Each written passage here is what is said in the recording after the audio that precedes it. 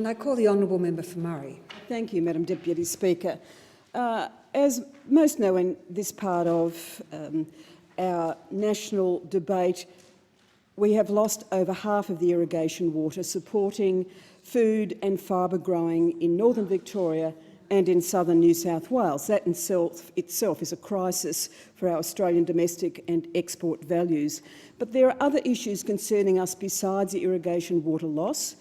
We still have we're major food producers and manufacturers, but we have to make sure our biosecurity protection remains well-resourced and that the states who have traditionally and according to their constitutional responsibilities, they must have an active role in both detection and eradicating biosecurity diseases in our plants and our animals. I want to talk about some of these diseases which we don't have, but which are a great risk to us in coming in with imported product.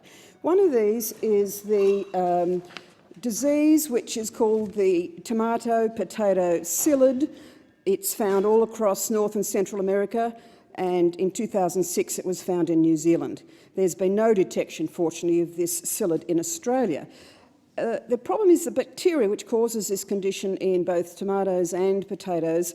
Also, the psyllid can infect via bacteria potatoes, and then you have the disease called zebra chip. Now, New Zealand zebra chip disease has caused them losses of up to 120 million a year. It is a shocking situation where the product is unusable. You have, when you slice open the tuber, which can be small and misshapen, you get the dead cells. If the potato is then deep fried, you end up with black marks, black stripes in the product, hence the name zebra chip.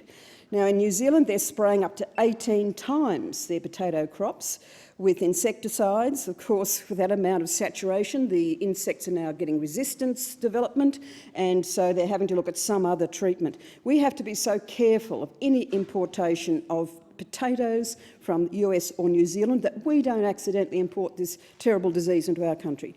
Then there's another very nasty disease that's now affecting up to 80% of olive crops in Europe. It's called Xylella.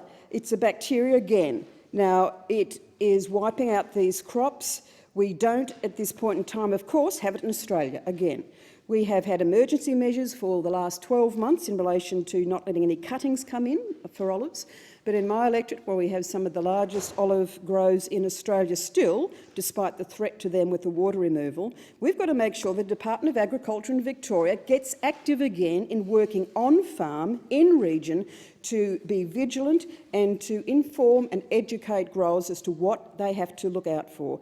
We have abandoned orchards. We have to make sure those abandoned orchards are removed, and certainly that the Victorian Department of Agriculture is active in ensuring that trees that are no longer pruned, that have been abandoned, are not harbours of these pest diseases. Thank you, Member for Murray.